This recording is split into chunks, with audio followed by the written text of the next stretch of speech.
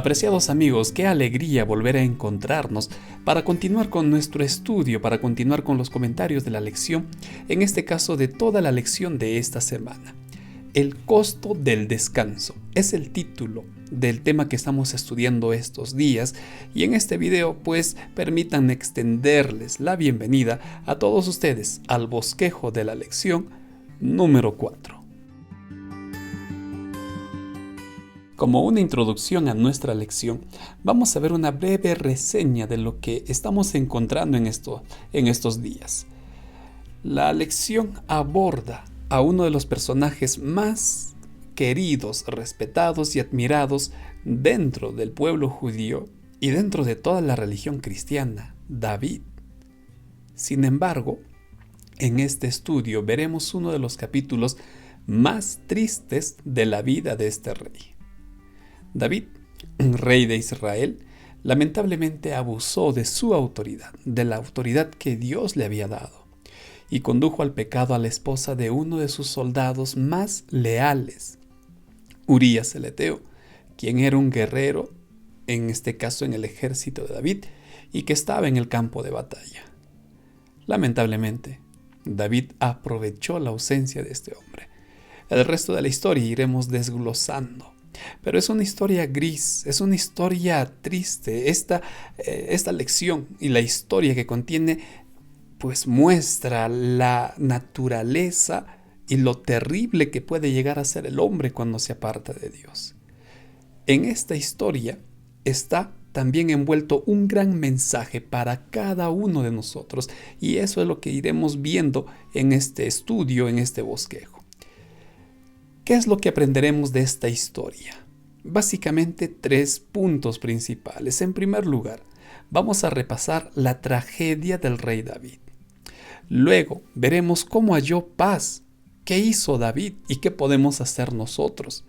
Y por último, recordemos que así como David fue restaurado, nosotros también fuimos restaurados para restaurar, para hacer luz. Con estos 3 objetivos vamos a trabajar en esta lección. Permítanme recordarles que las diapositivas que ustedes están observando estarán publicadas en el sitio web de siempre, y también pues los bosquejos de estas lecciones están siendo publicadas de manera secuencial. Ahora sí, vamos a ingresar rápidamente al desarrollo de nuestra lección. Primer punto, primer objetivo, la tragedia del rey David. Este hombre, a quien la Biblia llama el varón que vivió conforme al corazón de Dios, pues se equivocó, y se equivocó terriblemente. Y eso es lo que encontramos en 2 de Samuel capítulo 11. En los primeros 5 versículos hace una descripción muy interesante sobre el lugar y el tiempo en el que transcurre esto, pues era la primavera, es lo que sitúa el comentario, y los reyes salían a luchar en esa época porque la otra en el invierno era demasiado duro para la guerra. Sin embargo, David decide quedarse en el palacio y pasear en la terraza, no porque sea casual, sino porque él ya sabía, esto era algo premeditado por David, ya sabía lo que ocurría. Betsabé se estaría bañando y él aprovechaba esta ocasión. Todo prácticamente fue pues pensado por David, creyendo que no traería consecuencias amargas. Una decisión que sería trágica para David. Lamentablemente, codicia y arrastra al pecado a Betsabé.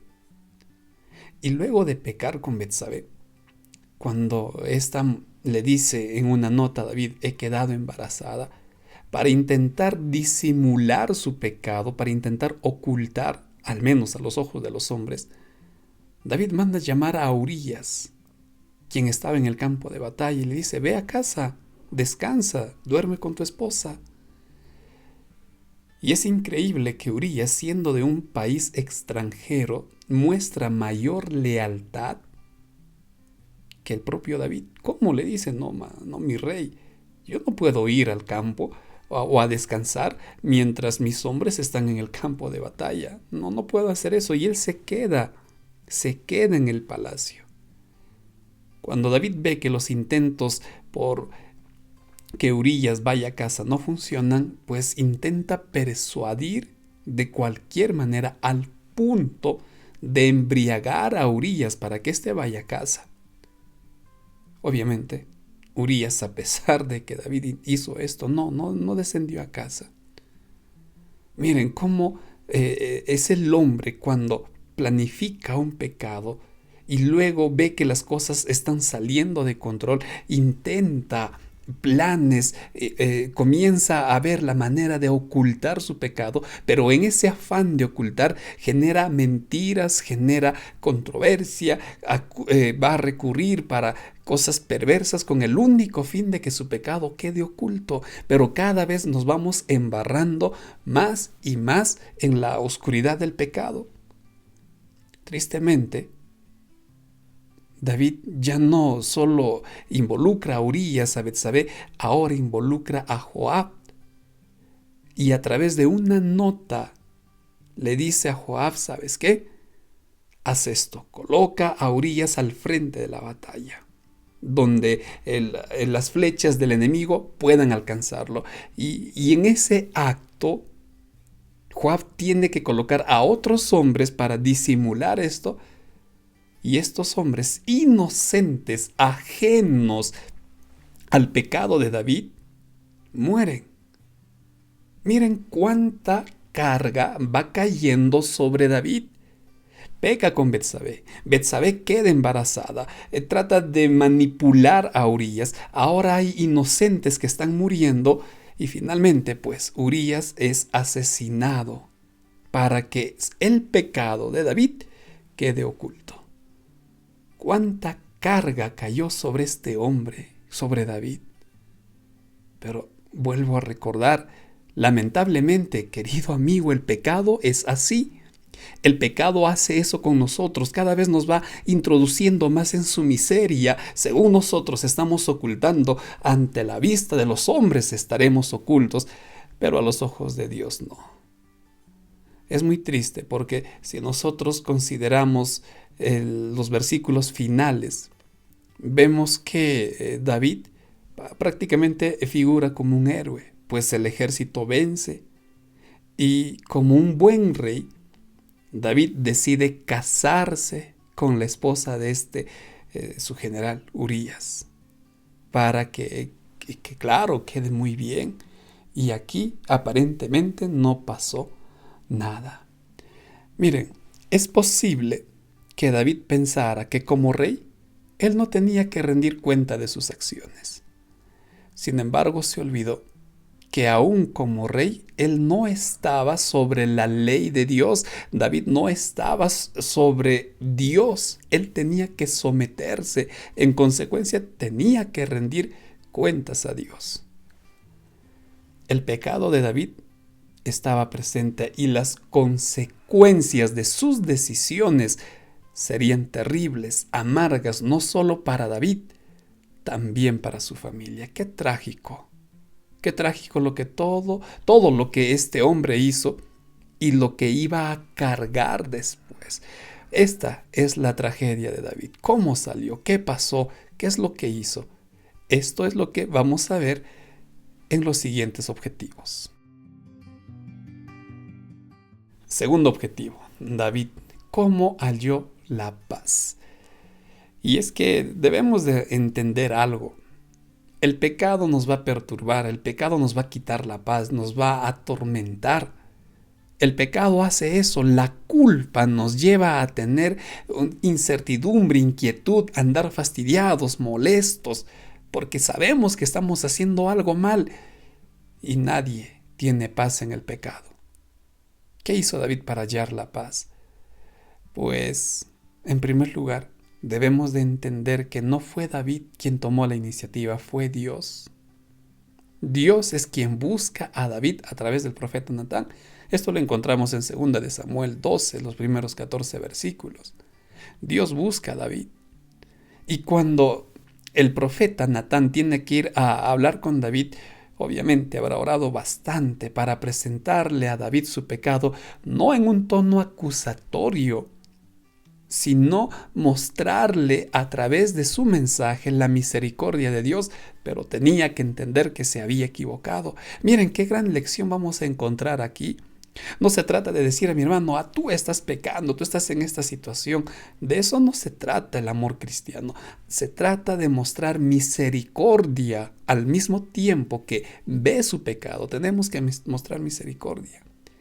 Y Natán le presenta el caso de un pastor que tenía una sola oveja, un hombre humilde, a quien dice la Biblia, la había criado como si fuera su propio hijo.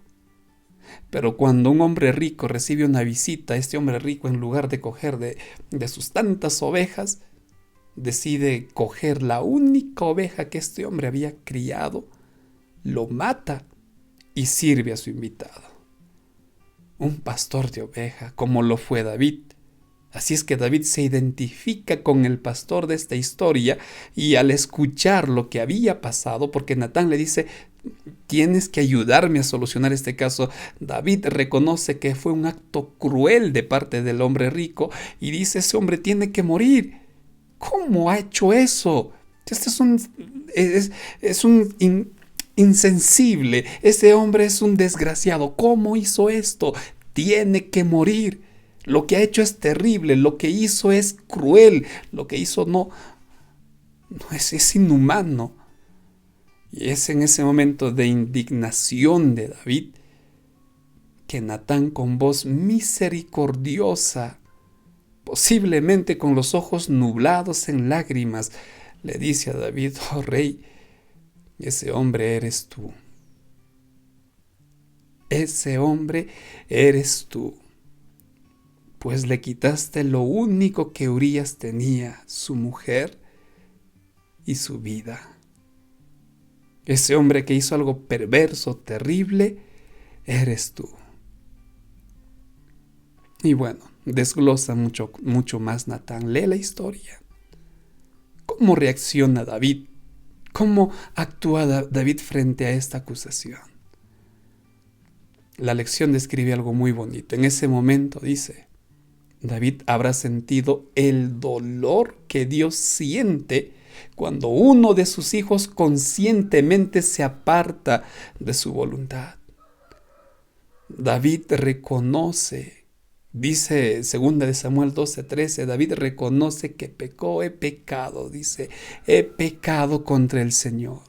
Y se lamenta y comienza a lamentarse, reconoce que actuó mal y no busca minimizar ni justificar su acción. Miren, ¿cómo es que David encontró la paz en todo esto? En primer lugar, porque él reconoce su pecado. Él no rechaza el mensaje de Natán, él no se indigna contra Natán, no, él reconoce, he pecado, dice, actué mal. Pequé contra Dios. Si bien es cierto, en su pecado involucraba y pecó contra Betsabé y Urías, pero el pecado contra Dios es mucho más grave, y eso es lo que David dice acá. Reconozco que he pecado, he fallado a Dios. Y aunque Natán le describe en los versículos del 14 al 23 las terribles consecuencias que esto traería, para mí es curioso que David no se centre en las consecuencias. Es decir, David entiende que su pecado traería consecuencias, sería amargo, pero lo que David busca es el perdón de Dios. No es que no le importara, pero David sabía que esto traería consecuencias. David sabía que esto era inevitable. ¿Cómo halló David paz? Porque David no justifica su pecado. David no trata de salir inocente de esto. No, David reconoce que se equivocó. Si tú y yo nos hemos equivocado, y por supuesto que hemos hecho, no intentemos justificarnos. Es mejor que ante Dios nos humillemos y digamos como David, Señor, he pecado contra ti. Señor, he fallado. Perdóname. Porque eso es lo que hizo después David. No solo reconoce su pecado, ahí precisamente es cuando David hace la oración que nosotros encontramos en el Salmo 51, que luego lo escribe. Ten piedad de mí, oh Dios, le dice, por favor, ten piedad conforme a tu misericordia. Por favor, Señor, te ruego, ten misericordia de mí. David confiesa su pecado reconoce su pecado y pide perdón. Querido amigo, si tú estás reconociendo que eres pecador a los ojos de Dios, pide perdón. Pide perdón por los pecados que tú cometiste. No basta decirle, Señor, soy pecador y punto. No, reconoce, Señor, fallé en esto. Mentí, me renegué, codicié, adulteré. Perdóname, Señor. David pide perdón. No finaliza ahí con el pedido de perdón. David continúa. David reconoce que necesita ser renovado de corazón. Crea en mí un corazón nuevo. Crea en mí un corazón limpio. Necesita ser cambiado, porque con esa misma naturaleza él seguiría pecando. David le dice a Dios, Señor, por favor, renuévame. Cambia mi corazón. Necesito ser restaurado. Y en el versículo 11 hace un pedido muy bonito. No quites de mí tu Santo Espíritu. ¿Por qué David hace este pedido? Porque él entiende que con sus propias fuerzas, con su propio poder, no puede vencer el pecado. Es imposible. Y tú y yo tenemos que entender eso. Hemos reconocido nuestro pecado. Pedimos perdón. Suplicamos un cambio de corazón. Pero tenemos que entender que sin la ayuda, sin el poder de Dios a través del Espíritu Santo, no podremos vencer al pecado, no podremos vencer a las tentaciones. Esto es imposible humanamente. Eso es lo que David está pidiendo, Señor. No me quites a tu Santo Espíritu. Necesito su poder, necesito que me ayude. Y por último, le dice en el versículo 8, hazme oír gozo y alegría. Y el análisis que la lección presentaba tiene un matiz de la purificación que una persona encuentra en el santuario. Límpiame con hisopo, era parte del ritual del santuario. A lo que más o menos, decía la lección, se puede entender así: quisiera alegrarme en tu presencia, quisiera oír el gozo y la alegría que hay en tu presencia. Y es que, querido amigo, la única manera de andar feliz, en paz, la única forma de tener descanso del pecado es estando en la presencia de Dios. Y eso lo entendió David. Eso es lo que David buscó. Recuerda, ¿cómo halló David paz? En primer lugar, no es David el que encontró la paz, es Dios quien buscó a David y éste decidió dejarse encontrar por Dios. Fue doloroso en el momento, pero David entendía que necesitaba de Dios. ¿Quieres encontrar esa paz? Actúa, ya es lo que hizo David, porque Dios es el mismo que encontró a David. Es el mismo que te está buscando, que me está buscando. Y aquí tenemos el ejemplo de cómo responder. Así es como David encontró paz. Así es como David encontró descanso. Pero la historia no termina ahí. Hay algo más. Y de eso tratará nuestro último objetivo. Restaurado para restaurar. Esto es lo que entendió David. Y por supuesto tenemos que entender nosotros. Miren, hay algo muy interesante en esta historia porque el Salmo 51, David lo compone luego de su pecado y luego de toda esa experiencia que él vivió con Natán. Ahí compone David este Salmo 51. Y después que David suplica por perdón a Dios, después de rogar por la misericordia de Dios, David entiende algo. David entiende que Dios es santo, que a Él no le podemos ocultar nada y que somos indignos, impuros. Pero también David entiende que Dios es fiel y justo para perdonar nuestros pecados. Esto lo entiende David. Por eso, en el capítulo 51, en los versículos del 13 al 19, David le dice entonces: Señor, enseñaré a los transgresores tus caminos y los pecadores se convertirán a ti. Cantará mi lengua tu justicia. ¿Qué quiere decir David con todo esto? David sabía que así como Dios le había perdonado a él, así como él pasó por esa experiencia amarga del pecado, de la culpa, de lo atroz que puede ser la conciencia que nos señala el pecado, David entendió que hay muchas personas que viven en esa situación. David entendió que hay muchas personas que andan así, y no solo en el tiempo de David, En nuestros días también hay una gran cantidad. Todos, prácticamente todos andamos así. Por eso David sabía que tenía que compartir el amor y la misericordia de Dios con todo el mundo. No podía callar, no podía quedarse callado. En otras palabras, ¿qué quiere decir esto? Miren lo que dice Isaías 57:2. Qué hermosos son sobre los montes los pies del que trae buenas nuevas, del que anuncia la paz, del que trae las buenas nuevas de gozo, del que anuncia la salvación y dice a Sión, tu Dios reina. Qué hermoso es aquel que comparte este mensaje. Qué hermoso es aquel que sabe que fue encontrado por Dios, que sabe que fue restaurado por Dios y ahora él busca alcanzar a otras personas su experiencia, lo que Dios hizo, lo que Dios hace. Qué hermosos son sobre los montes aquellos pies que van a buscar a los pecadores para que reciban el mismo abrazo que recibió de Dios. ¿Sabes, querido amigo? La paz plena, el gozo pleno, el descanso pleno llegará a nosotros cuando llevemos a otras personas a los brazos de Cristo. Tú puedes ser perdonado, Dios te va a perdonar, Dios te va a limpiar, pero si yo no llevo a otras personas, mi descanso no será completo, mi paz no será completa. Yo necesito llevar a otras personas. Por eso David dice, cantaré, anunciaré tu misericordia, llevaré a otros tus buenas nuevas. Recuerda que fuimos restaurados para restaurar a otras personas, no nosotros, sino llevarlos a los brazos de Cristo. Es lo que tenemos que hacer. ¿Quieres tener paz? ¿Quieres tener gozo? ¿Quieres tener descanso pleno en Cristo? Ya sabes qué es lo que tienes que hacer. Ya sabes qué es lo que tú y yo tenemos que hacer en este mundo. Que el Señor nos siga acompañando y que el Señor nos permita estar a cuentas con Él. Y por supuesto, anunciar las buenas nuevas al mundo.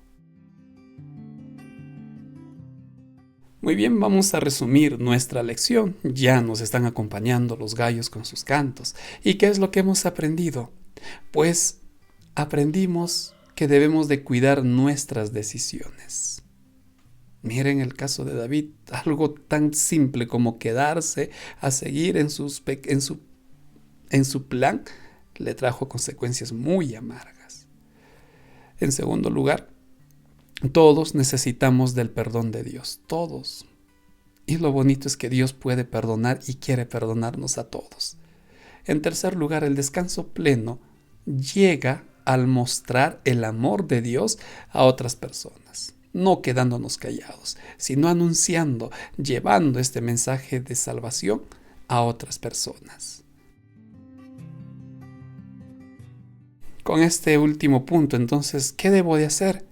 Pues en primer lugar, arreglemos cuentas con nuestro Dios. No seamos indiferentes al tierno llamado que Él nos hace. Isaías, por ejemplo, dice, vengan, arreglemos, estemos a cuenta. Y en segundo lugar, compartamos el tierno amor de nuestro Dios. Llevemos este mensaje a toda persona. Ellos tienen que saber que hay un Dios que no echa a nadie, sino espera a todo el mundo, pues desea que todos se puedan salvar. Compartamos, no nos quedemos callados. Si tú crees que este video pueda ayudar a otra persona, comparte. Pero tenemos que predicar y hablar del amor de nuestro Dios.